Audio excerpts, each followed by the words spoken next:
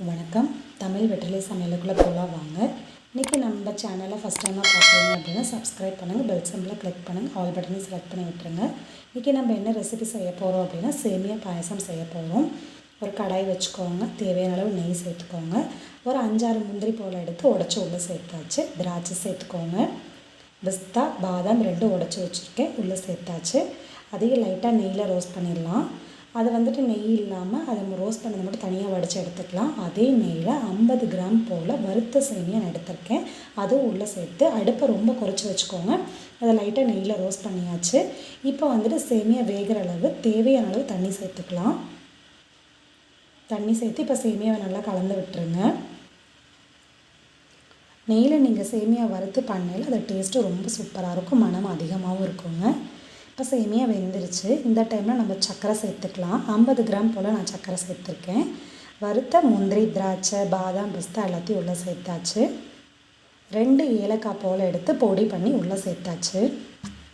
இது இப்போ நல்லா கலந்து விட்டுடலாங்க. சர்க்கரை கொஞ்சம் கரையட்டும். நம்ம இப்போ பால் உள்ளே சேர்த்துக்கலாம். நான் வந்துட்டு ஒரு 1/2 லிட்டர் பால் எடுத்து திக்காக காய்ச்சி வச்சுருக்கேங்க. அந்த திக்காக காய்ச்சின பாலை இப்போ நம்ம உள்ளே சேர்த்துக்கலாம். சர்க்கரை கரைஞ்சிருச்சு. இப்போ நம்ம பால் சேர்த்துக்கலாம். நான் வந்துட்டு எல்லா பாலையும் உள்ளே சேர்க்கலைங்க, ஒரு 3/4 பாகம் மட்டும் தான் பால் சேர்த்துருக்கேன். 1/4 பாகம் அப்படியே வச்சாச்சு. இந்த சேமியா நம்ம சாப்பிடையில மீதி கொஞ்சம் இருக்குது அப்படின்னா அது லைட்டாக கட்டி ஆகிற மாதிரி இருந்தது அப்படின்னா மீதி உள்ள பாலை லைட்டாக சூடு பண்ணி நம்ம இதில் உள்ளே சேர்த்துக்கிட்டோம் அப்படின்னா நமக்கு பாயசம் இலக்கமாக கிடச்சிடுங்க. இந்த டைமில் வந்துட்டு உங்களுக்கு உள்ளே சேர்த்துக்கோங்க. நீங்கள் கொஞ்சம் ஒரு பிஞ்ச் அளவு உப்பு சேர்த்துக்கோங்க. இப்போ அதை நல்லா கலந்து விட்டுடலாம். பாயசம் நல்லா கொதிக்கட்டுங்க. குழந்தைங்க ரொம்ப விரும்பி சாப்பிடுவாங்க சேமியா பாயசம். அது இல்லாமல் இப்போ அர்ஜென்ட்டாக வீட்டுக்கு ஏதாவது ஒரு கெஸ்ட் வந்துட்டாங்க, நம்ம குயிக்காக ஏதாவது ஒரு ஈவினிங் ஸ்நாக் மாதிரி ஏதாவது பண்ணணும் அப்படின்னா சேமியா பாயசம் வெரி குயிக் அண்ட் ஈஸியாக நம்ம செஞ்சு முடிச்சிடலாங்க. நீங்கள் இந்த சேமியா பாயசம் கண்டிப்பாக வீட்டில் ட்ரை பண்ணி பாருங்கள். அவ்வளோதான். இப்போ லைட்டாக பால் கொதிச்சிட்ருக்கு பார்த்திங்கன்னா, இந்த டைமில் நம்ம லைட்டாக கரண்டி வச்சு கலக்கி விட்டுடலாம். பால் பொங்கி வெளில வந்துடக்கூடாது. அடுப்பை மீடியம் தீயிலே வச்சுக்கோங்க, மிதமான தீயில் வச்சுக்கோங்க. மீடியம் ஃப்ளேமில் வச்சுட்டு லைட்டாக கிளறி விட்டுட்டே இருங்க, அடி பிடிக்காமல் இருக்கிறதுக்காக. பாயசம் கிட்டத்தட்ட ரெடி ஆயிடுச்சுங்க. நம்மளோட சேமியா பாயசம். சேமியாவும் நல்லா நமக்கு வெந்துருக்கும்.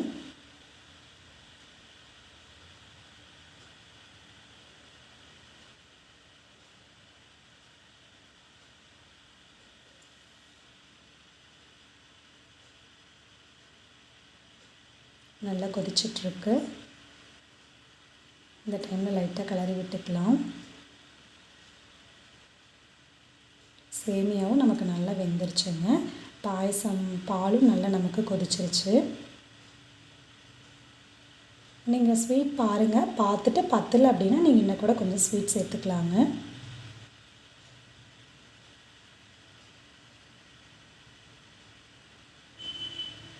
அவ்வளோதான், சேமியா பாயசம் ரெடி ஆயிடுச்சு.